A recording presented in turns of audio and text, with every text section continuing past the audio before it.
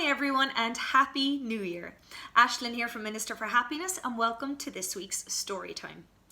Each Sunday I share with you an inspiring story, one for you to reflect upon and hopefully take the lesson into your life. And this week's story is a very short and sweet lesson that I learned over the Christmas holidays. A few weeks before Christmas I was driving along some back roads on my way to the swimming pool. And I came to a junction and my light was green and two cars in front of me proceeded to turn right at the set of traffic lights. And I continued behind them, indicating to turn right, and a gentleman drove straight toward me, coming through the lights at the other side. And of course I jammed on the brakes. I got a fright. I thought, oh my God, he was out of his mind. He went straight through a red light. I had the green light.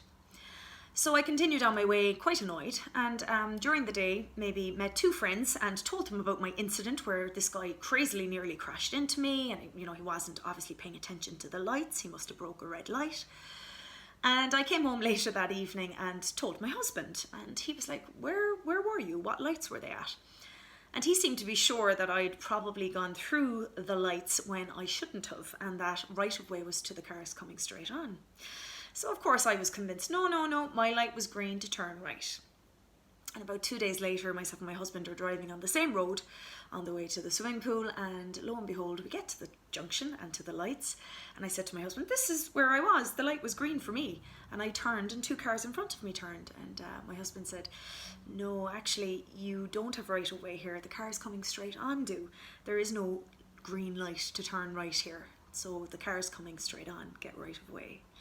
So I was wrong.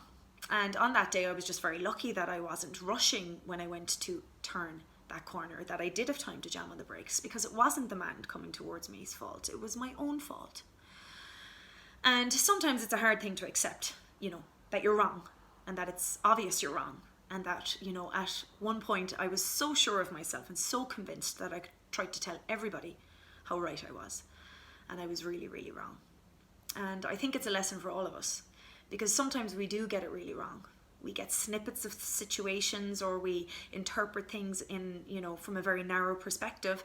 And, we convince ourselves that we're right or that we see things clearly. And sometimes we don't. We're too high and mighty or on our high horses. Well, I was anyway, to really see what was right.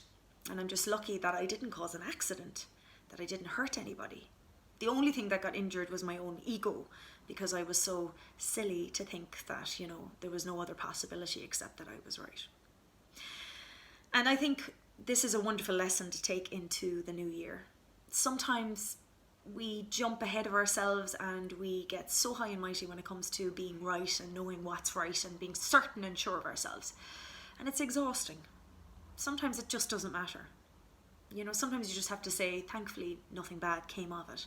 I learned a lesson, and I hope that I bring that lesson into 2021 with me, and that I have patience and understanding and the wisdom to look at situations from just, from more than my own viewpoint, from a higher vantage point maybe, that I could just step back from situations and see them for the multiple possibilities rather than just my own opinion.